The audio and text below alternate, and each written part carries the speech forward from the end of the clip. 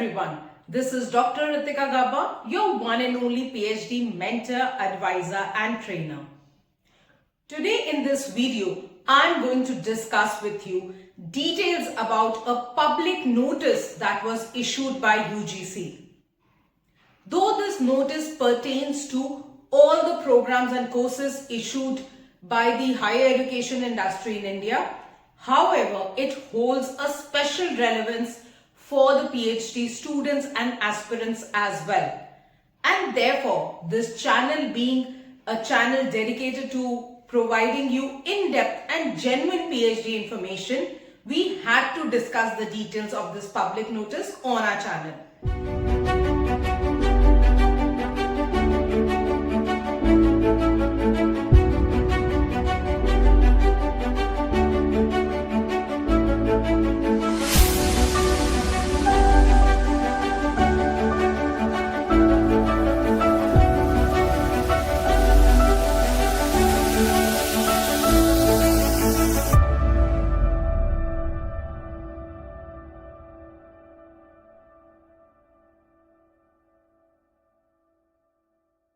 So let us start.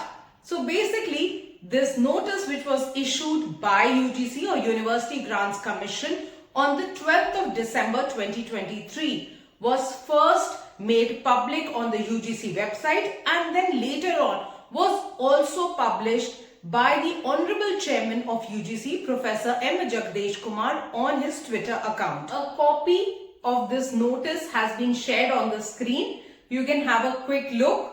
You can also download the PDF of this notice from the link given in the description below. So as you can see, this notice has been issued strictly against those universities and colleges who are collaborating with foreign universities and higher educational institutions without taking permission or approval by UGC.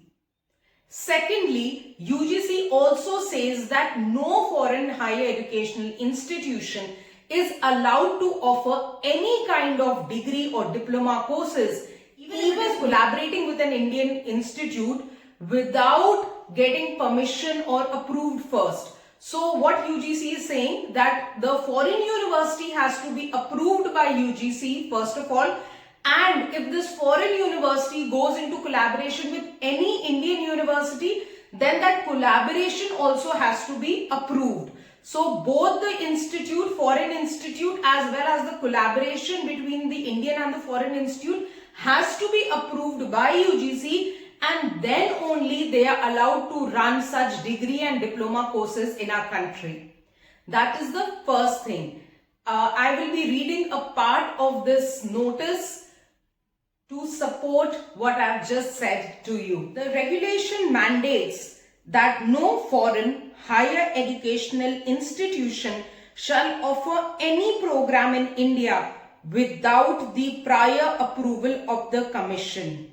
UGC also very sternly spoke against the franchisee agreements happening between Indian institutes and organizations with that of foreign universities. What is a franchisee agreement? So there are many Indian institutes and organizations who have tied up with foreign institutes, and they are letting you get enrolled in these foreign universities, helping you do the entire course while you're sitting in India, and finally getting a degree from this foreign institute. Courses like MBA, most course which is advertised in a franchisee agreement is your PhD program or your doctoral business administration program, DBA program. So these are courses which these organizations and institutes claim that you can do from these foreign universities of Australia, Switzerland, London, and you can complete the entire course while sitting in your own country through distance learning, and finally you will be getting a degree from these international universities. So basically the Indian institutes and organizations are acting as a franchisee for these foreign universities, and this is what UGC has strictly forbidden through this notice. So UGC in the notice writes, and I quote,